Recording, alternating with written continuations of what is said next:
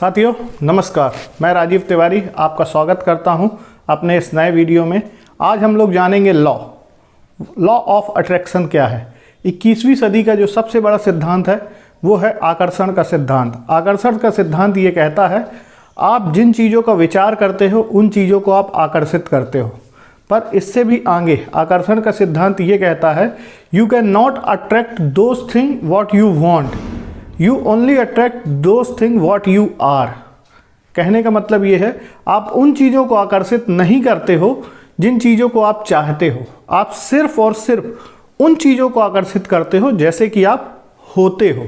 तो सबसे पहले हमको चाहने में काम नहीं करना है, हमको होने में काम करना है। होने का मतलब समझिएगा साथियों, अगर मैं कहता हूँ एक सर्किल है यहाँ पर, तो सर्किल के अंदर की जो चीज़ें हैं वो सर्किल का अंदरूनी भाग है, अंदरूनी जगत है, उस सर्किल का इनर वर्ल्ड है।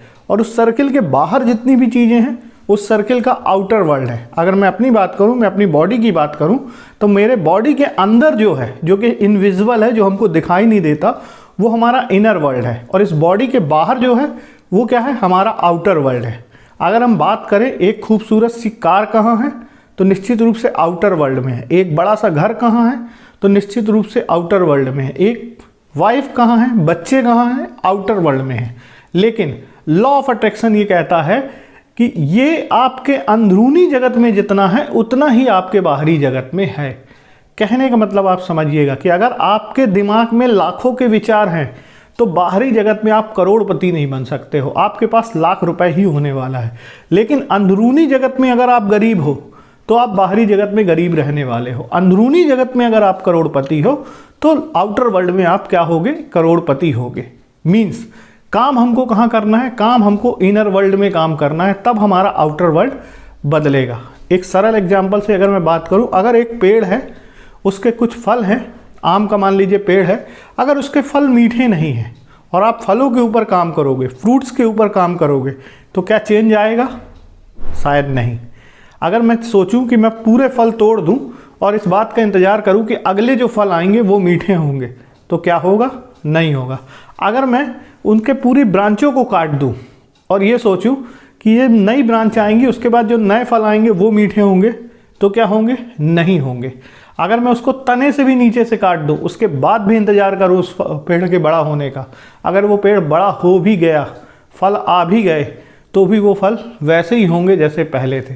कहने का क्या मतलब है, हमको काम करना है रूट के अंदर।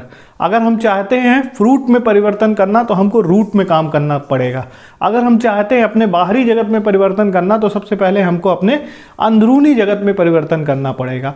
और एक चीज़ बिल्कुल आप दिमाग में बैठा लीजिए सर, ठोक के बैठा लीजिए कि अंदरूनी जगत में परिवर्तन कोई बाहरी व्यक्ति आपके नहीं कर सकता है।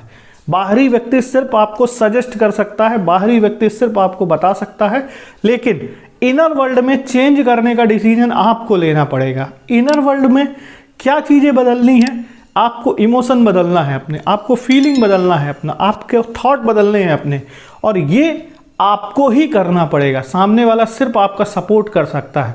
और जब तक आपका इनर वर्ल्ड नहीं बदलेगा तब तक आपका आउटर वर्ल्ड नहीं बदलेगा। जब तक इनर वर्ल्ड में आप चीज़ों को आकर्षित करना नहीं सीखोगे तब तक आउटर वर्ल्ड में वो चीज़ें आपके पास नहीं आएंगी। मेरे कहने का सिंपल मतलब साथियों ये है कि आज अगर आप बाहरी जगत में सुखी नहीं हो, समृद्धशाली नहीं हो, तो वो प्रॉब्लम, वो समस्या आपके बाहरी जगत की नहीं है, वो समस्या आपके अंदरूनी जगत की है। तो अगर आपको काम करना है उसके समाधान के ऊपर, तो सबसे पहले आपको काम करना होगा अंदरूनी जगत में। आप एक बार इनर वर्ल्ड में काम करना सीख गए, इनर वर्ल्ड को अपने लिए यूज करना सीख गए, तो आपके आउटर वर्ल्ड में पूरी तरीके से परिवर्तन आ जाएगा।